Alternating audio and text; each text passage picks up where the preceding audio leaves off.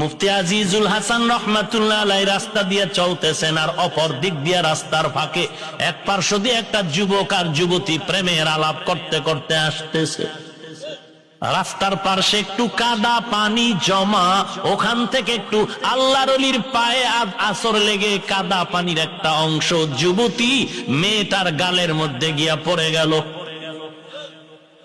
যুবক সহ্য করতে পারে নাই, সামনে আগাইয়া পাগড়িওয়ালা আজিজুল হাসান রে ধমকায়া গালি দিয়া হাতটা বাড়ায়া তার গালের উপর একটা থাপ্পড় মেরেছে। মুফতি আজিজুল হাসান রহমাতুল্লাহ আলাইহি জাগাত মাটিতে পড়ে গেলেন, কান্নার আওয়াজ। একটা যুবকের থাপ্পড়ের ওজনটা আল্লাহওয়ালা ব্যক্তি সহ্য করতে পারেননি।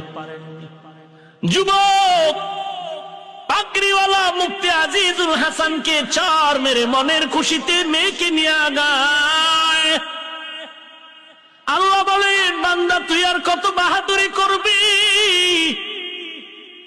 আমি আল্লাহর আরশ পর্যন্ত কেঁপে উঠবে যদি আমার বান্দা যারা খাস এদের সাথে যদি বেয়াদবি করো। আমি আল্লাহ যাদের সম্মান দিব তুই জিন্দেগিতে তাদের সম্মান নষ্ট করতে পারবি না। যদি হাতটা বাড়াও তোর হাত বাঁকা হয়ে যাবে।